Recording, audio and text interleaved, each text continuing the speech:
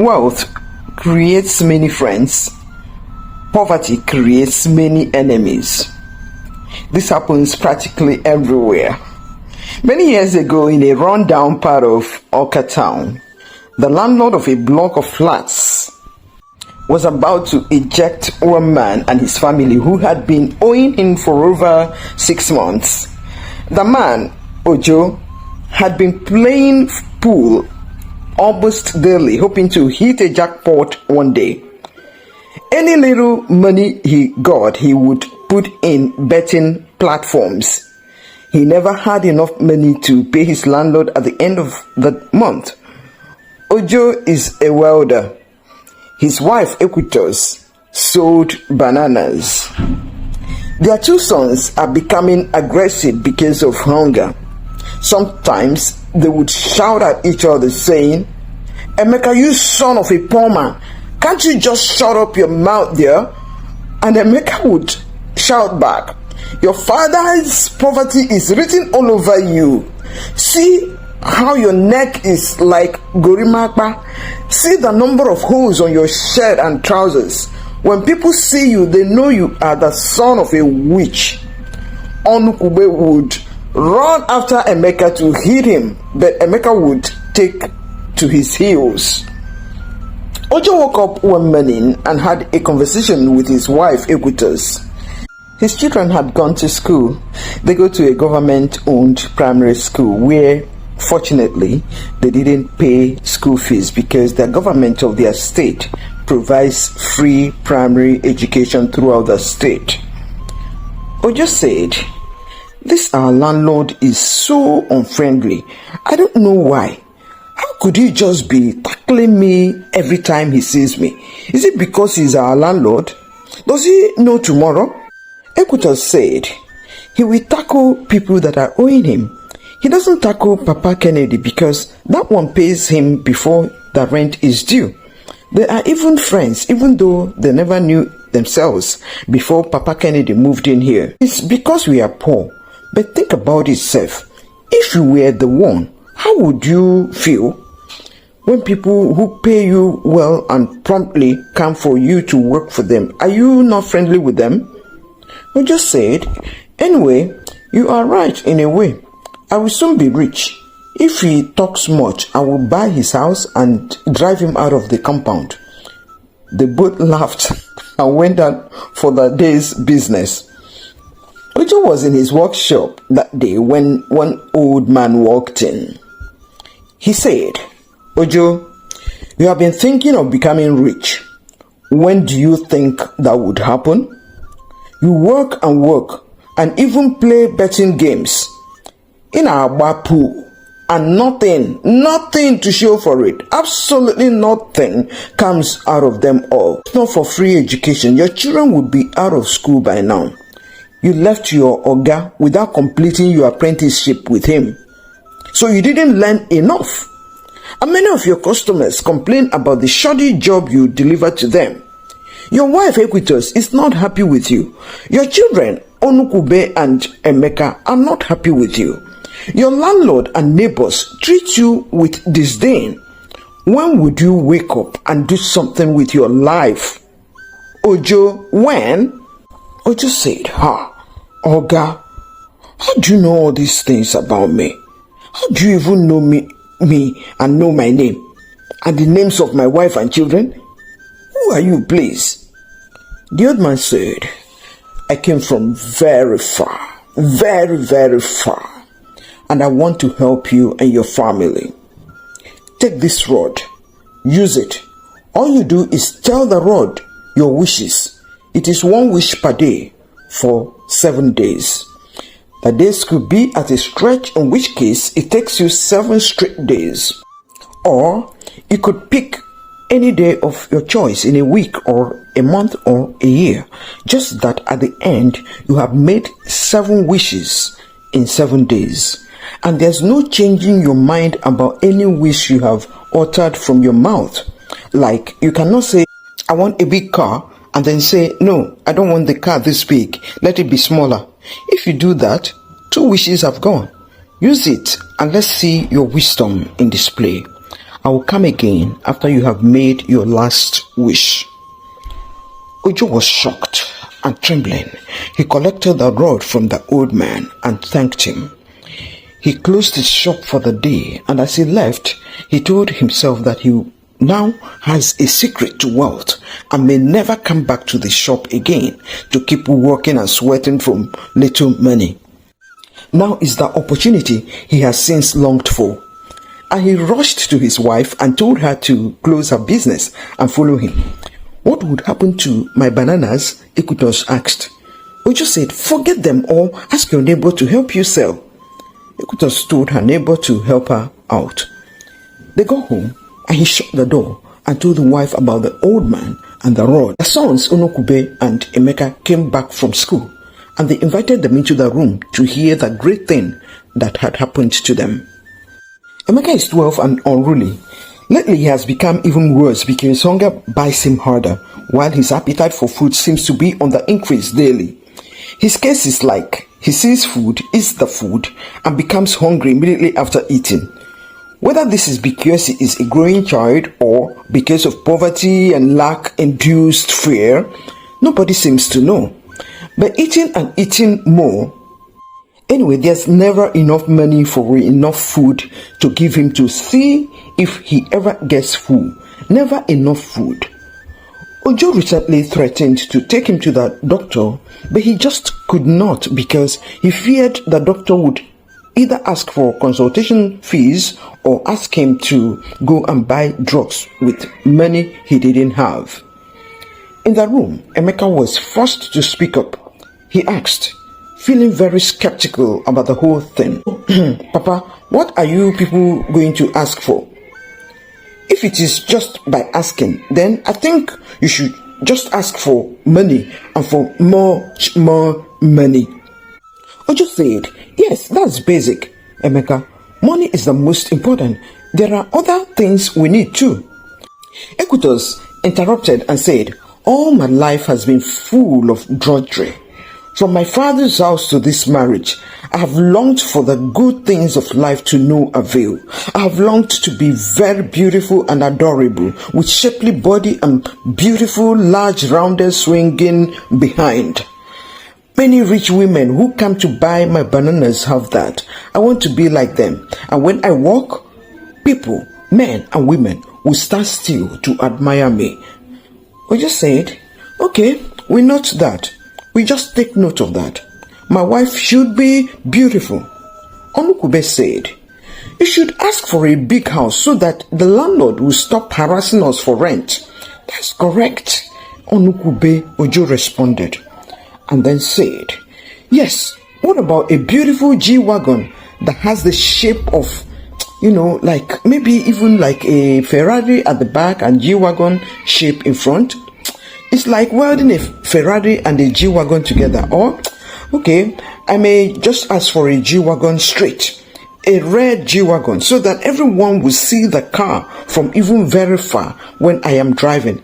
And in this whole Oka, nobody has a red G-Wagon. So they would actually know it is Ojo on the move.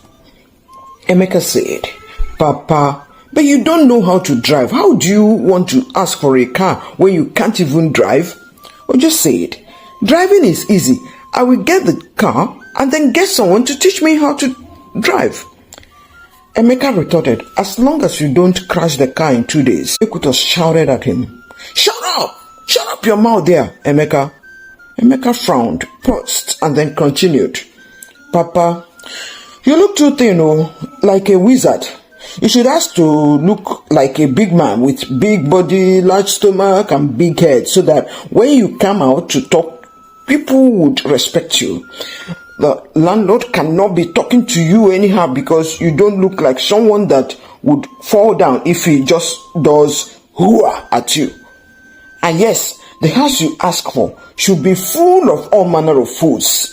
There's no point living in an empty house. Just fill the house with foods and that will just solve all our problems. Then Ojo said, we shall reserve the servant request for whatever else we may need above all these. Emeka said, last request like what? You want to marry more wives now that you are a big man? Madam Ojo said, "Shut up there, Emeka. I have been warning you. I will knock your coconut head out of shape." Oh. Emeka said, "Another wish should be that anyone that hits me should have their hand hang in the air for 1 month." Ekwutosi pulled Emeka's ear very hard. Ojo said, "Shut up, everyone. Many hours have gone since they started this family meeting. They all drank garri as dinner and went to bed. And they drank it without sugar, but happily, since from tomorrow their requests will begin to happen one by one." They each hardly slept as they tossed about on the bed, thinking about the great possibilities that have suddenly come to their family. Great financial turnaround, great breakthrough. Emeka and Onukwube didn't sleep at all. They were talking till morning, fantasizing on how they would become the richest kids in their present school and be admired by both students and teachers, and how they would transfer to a school for rich people's children. Emeka said, "You know, that school where when a teacher asks, 'What do you know that flies in the night?' the children say, 'Aeroplane.' That's where we are going to." The truth is, I don't even remember aeroplane as something that flies at night. What I remember is only witches, and a few times mosquitoes and bats. But we may still be thinking about witches and mosquitoes when we get there." Emeka said, "No, we will change all night." They chatted and laughed. They all got up happy. Today is the first day request. They all gathered in Ojo's room. Emeka and Onukwube didn't go to school since this rod would so change their story that their present school would be too low for their new big wealth status. Ojo explained, "Since I married my wife, Ekwutosi, your mother, this is my first opportunity to gift her with something really tangible that she wants. I have never even bought her Christmas clothes. Not even that I buy at other times. I never had the money to buy for her. It is a miracle that she has not left me to go to other men." Ekwutosi murmured inside her mind and said, "Other men want good-looking things, so not dirty and poor woman like me. So, our very first request will be for my wife," Ojo said. Ojo picked up the rod and spoke. "Make my wife Ekwutosi shapely, beautiful, adorable, with hips that ring a bell as she moves to make people admire her and know that I am marrying her very, very well." Immediately, Ekwutosi was transformed. Large buttocks, shapely body, she came outside, and even the landlord was taken aback. He called her and hugged her hard to say good morning. The men on the street who were going to work stopped and were gaping at her. They all went late to work that day. Ekwutosi was very happy at her new shape and the massive attention she was attracting. People stood still as she walked around that day. Ojo looked out at the window and saw men all around his wife, and he suddenly became jealous. He didn't like the attention and felt that the Ekwutosi he married would soon slip out of his hands, and he overheard the men calling her Ekwi instead of Ekwutosi, and she was smiling and loving it all the way. Ojo was beating himself inside for allowing this request. The next day was another request. Request number 2. Day number 2. Should he request to cancel the first, or should he just go ahead to make a fresh request and cancel the first one later? He decided to go for a fresh request. Since Ekwutosi went for a shapely body that has made her attractive to all, Ojo wants a matching big man's body. He needed to become like a big man. Big tummy, big bald head. He got out the rod and spoke. "Hey, breakthrough rod. I want to become big like a big man, like a rich man, with big tummy and big head, big body." In a second, that transformation took place. He became too big to come out of the room. He couldn't cross the door and he needed to come out to go to the site where the new magic house should appear. Ekwutosi was worried. The boys were very unhappy. How would they get the house? Should they wish for him to become smaller? That would make a third wish, and that should be for day 3. He thought about sending Ekwe to the landlords to negotiate if they could break the doorposts and a bit of the walls to enable him come out. He decided against it because he saw how the landlord hugged his Ekwutosi yesterday. Also, they didn't want the landlord to know what was going on with them. Finally, they settled that Ekwutosi should go and get food for them to eat. But there was only one problem. Another man may abduct her to his home. They needed to weigh the option of bringing her back to her former status of a poverty-stricken structure, or leaving her to go looking stunning and hope that no man touches her. Okay, fortunately, she found food around the house and they all ate. Another option which the boys pushed for was to command food into the room where they were staying instead of Ekwutosi going to find food every time. So they all agreed that the foods should appear. Third wish, third day. Then Ojo said, "Let all manner of foods and meats fill this place."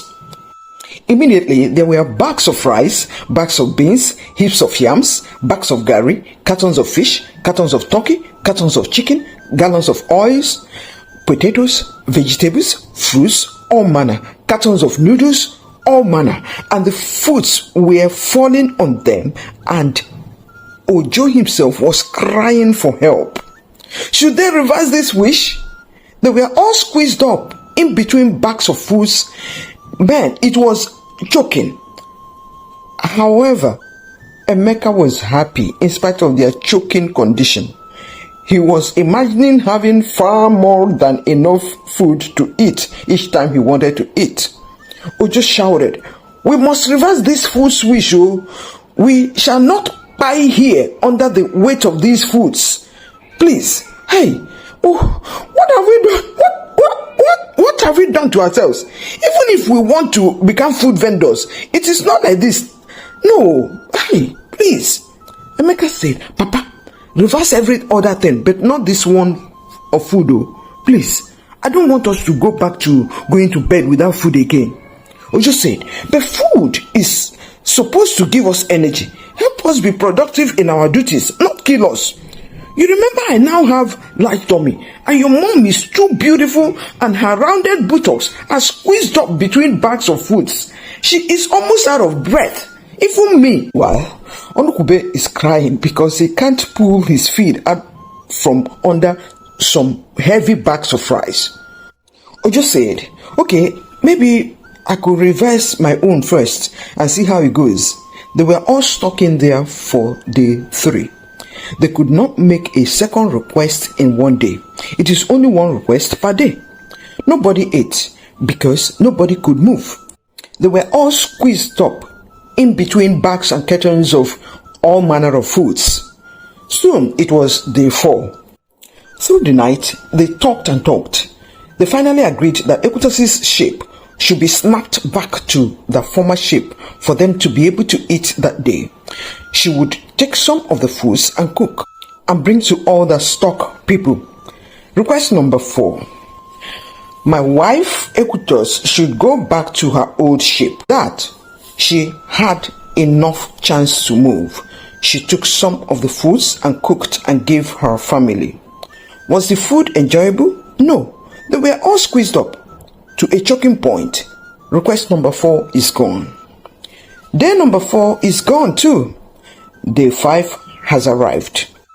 Request number 5 could come today, or should we wait? They asked each other. It's better to do everything fast before the old man changes his mind, oh, they said.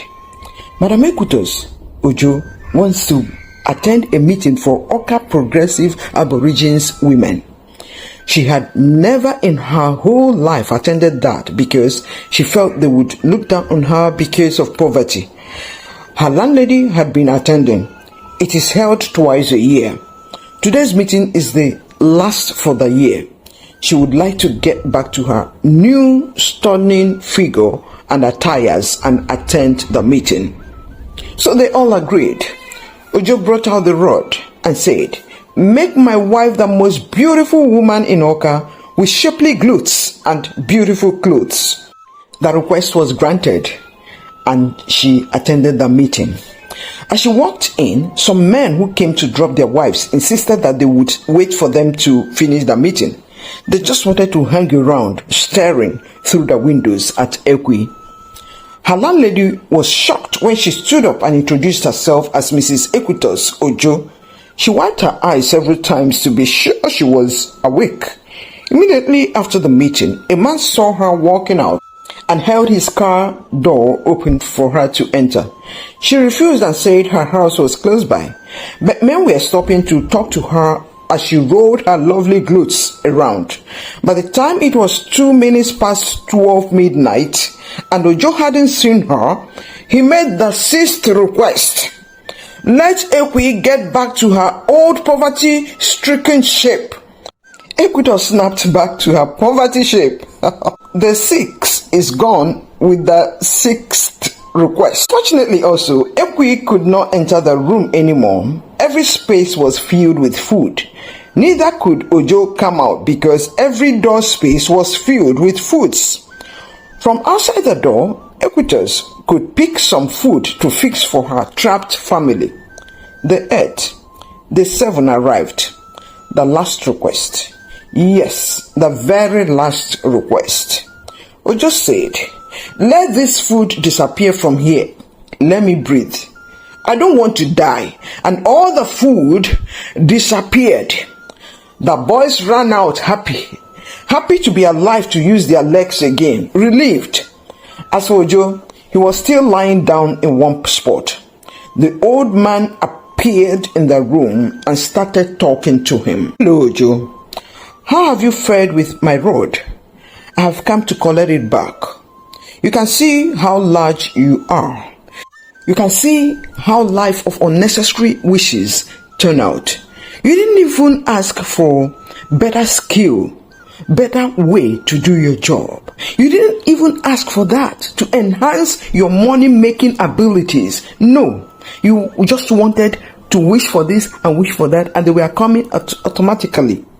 If you want money, if you want a good life beyond your desire, you must put in diligence at your job. Money, just like the foods you asked for, could crush you. But if you work diligently, smartly to earn more, you would develop inner capacity to warehouse the more. You cannot handle what you don't have inner capacity for. That's why if I carry you now from this your poor dirty house to a beautiful duplex in a very beautiful part of town, carry the people living in that clean beautiful duplex to this your place, in just 1 year, you would run down the beautiful duplex, and the people that came here would transform this place to a king's palace. It is about your mind and skills development. I will show you mercy and transform you back to your old self to enable you go back to work. I will check back on you in 3 years' time. Goodbye." Wow. I trust you have enjoyed Mr. Ojo's adventures and learned some. Please share your thoughts on this story and characters with us at the comment section. Remember to like and share the story with your friends and family. For those who have subscribed to our channel, we appreciate you so very much. Thank you. Your presence here encourages us to churn out more interesting stories and bring them your way.